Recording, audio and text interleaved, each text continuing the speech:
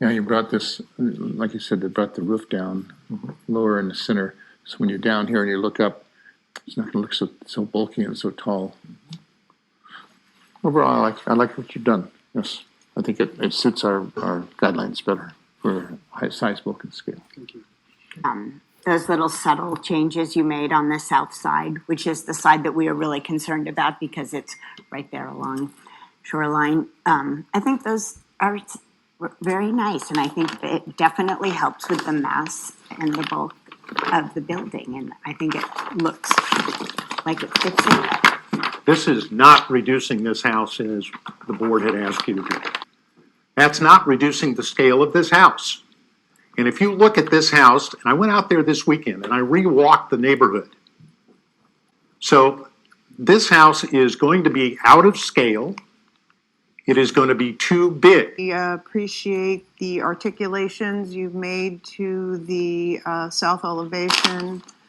Much better this looks compared to what you did here, just by the proportions of the windows. It's really a huge difference, I think, in terms of looking at this and this. It's just, and this is, I think, is really a great way of adding a little more pizzazz to that elevation. So I just want to acknowledge you for that. Thank you, Madam Chair. I think the project is really great. I think with the challenges of 2 front setbacks, it's been managed really well. The neighbor to the north has, the owner has worked with the neighbor to the north, and I think where private views aren't protected, I think a great job has been done to accommodate the views from the project, the house to the north. I think we had a very complete set of drawings, good story poles, and I would be happy to make a motion when the time comes. I'll support the project. I think it's about as creative as you can get with a small lot, 2 front yards, and and I'm particularly, I guess, impressed or comforted by the lack of, protracted hearings with the design review board. So I give a lot of weight to that. And, you do what you can to mitigate private views. And it's, been a property for a long time that's been underdeveloped by today's standards. So it's going to be an improvement, I guess, an aesthetic improvement along the shoreline there that's quite improved already in the last 10 to 15 years. So it's good to see that the applicant and the design team can live within the confines of the neighborhood preservation ordinance. Yes. Yeah, thank you. From 15 years ago or so. Yeah, I think this is a really well thought out project. It's certainly compatible with the neighborhood. It's an important neighborhood. There's an important public resource across the street, and I think this will be even an asset to the public. Beautiful visually, and I just think will add value to that neighborhood. So, job well done. Thank you, Chair Schwartz. I sincerely appreciate the efforts put forth by the owner and by the design team to try and satisfy everyone's interests, their view corridors, the extremely limited site constraints of the site. I think they've done a very, very good job at trying to take everyone and everything into consideration. I strongly support the design as far as the usage of the limited space, as well as trying to increase the aesthetic value of this property and make it livable for the family. Thank you, Madam Chair. This project is it's beautiful. I think you did a very creative job, the applicant, in dealing with all of the constraints, the 2 front setbacks, the open yard requirement, and trying to accommodate your neighbors. So I will be supporting the project. Good. Commissioner Lodge, comments, please? Thank you. First, I wanted to say that I did visit the site on my own, although I wasn't at the planning commission visit, but I was there and I did see the story pools and so on. I concur with all the positive comments that have been made about this project, and I don't think any additional conditions are needed, and apparently it would be out of the ordinary to do it on a single family home besides. Support the discretionary application for a coastal development permit when it comes time to someone making that motion. Just to incorporate a number of positive comments that my colleagues have made, I think it was starting with Commissioner Wiscombe on the articulation and design. Very creative, beautiful. I think it's an elegant, but simple, elegant solution to a highly visible corner lot, very constrained, not only in square footage, but also with the 2 front setbacks. And we have seen many single family and even some condominium projects with 2 front setbacks, and it's always an additional layer of challenges. So where this much thoughtfulness and outreach to the neighbors under the good neighbor policy, along with, I think, reasonable accommodations to neighbor concerns have been made. Personally, I'm not inclined to ask the applicant or even suggest that the applicant should consider any further accommodations, because I think enough has been done. And in improving this property for a family or families to come, that's what we're looking for in Santa Barbara. That's what we want when a property is going to be redeveloped, a residential property, and we have an opportunity to make it livable, comfortable, sustainable. Also, I think it just checks all the boxes for me. Thank you, Mr. Arrell, if you're still with us. We appreciate that very comprehensive presentation. Thank you. We'll look forward watching this project proceed to completion. Ms. Ostringer? Thank you, Madam Chair. Thank you very much. No questions. Okay, thank you. So I'll bring it back to the board for comments. I'll just go down the list. Board Member James, do you have any comments? I'm supportive of the project. Thank you.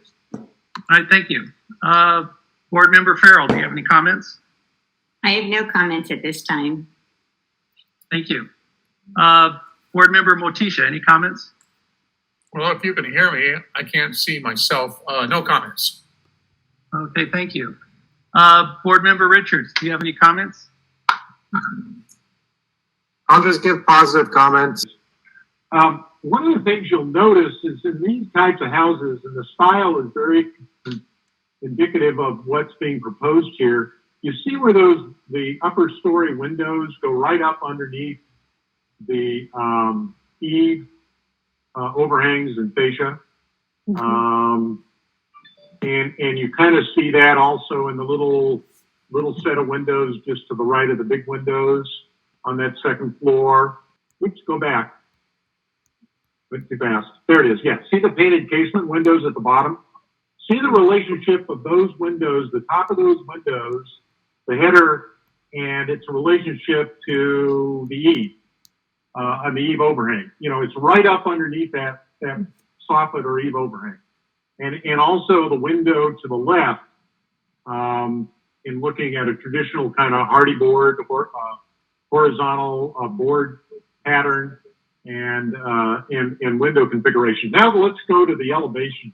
If you go to the second floors, you look at the relationship of the headers of the top windows to the underside of the eaves, etc. Look at the space between them.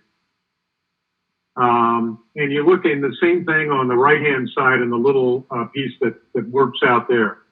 The relationship of the window fenestrations are very awkward in terms of proportion. They don't really, they're not indicative of the language of window fenestration on this style of a home. So that's why I'll be voting no. Thank you. Thank you, Fred. Jonathan, do you have any comments? No comments, guys. No comments. There we go. That's my motion. Is that enough? Well, apparently you need to, but they're bringing up what needs to be said here. Hillside design and slope lot finding be included. So,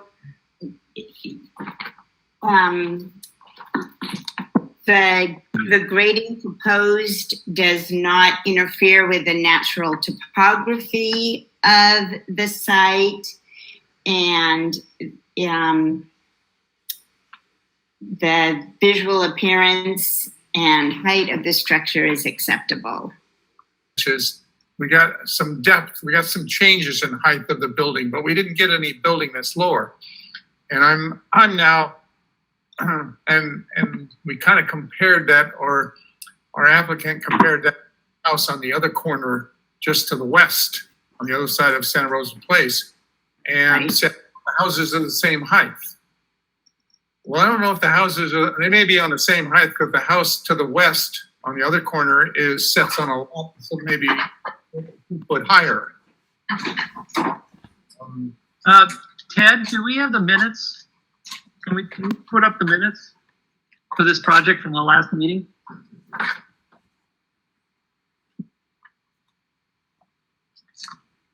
So I'm looking right now. I'm just kind of looking at my MapQuest. I guess it's MapQuest, and turning around that whole corner there and looking at the house that's existing right now, which is a really small little house. We'll ignore that. But I'm looking at the house on the opposite corner, and that house is, as Fred has brought up today, the windows of that house are in style with the type of houses. The windows are brought up right up underneath the eave, and when you look at the elevations for the house, for the new proposed house, they are maybe 12 or maybe 15 to 18 inches below the headers of those windows, and doors are 15 to 18 inches lower than the eaves and the second story, the bottom of the second story floor line. And when you go around that whole corner there, you look across the street, there's just park right there. You see 180 degrees of nothing but ocean and islands and park. And I'm not tending to agree with Fred that this house is just 18 inches too high. So can someone please entertain a motion? Yeah, Mr. Chair, I would make the following motion. That the project, that we request the applicant to return to the full board with a request to reduce both the first floor and second floor plate heights, and the second floor plate height closer to 8 feet for ceiling height, closer to 9 feet for second floor to the eave plate height, and that the board is generally supportive of the architectural style and generally supportive of the remaining portions of the project, but is not supportive of the window fenestrations and the proportions that are indicated on all of the elevations. And we believe that the only way to achieve that is reducing the floor to floor plate height and the general height of the building.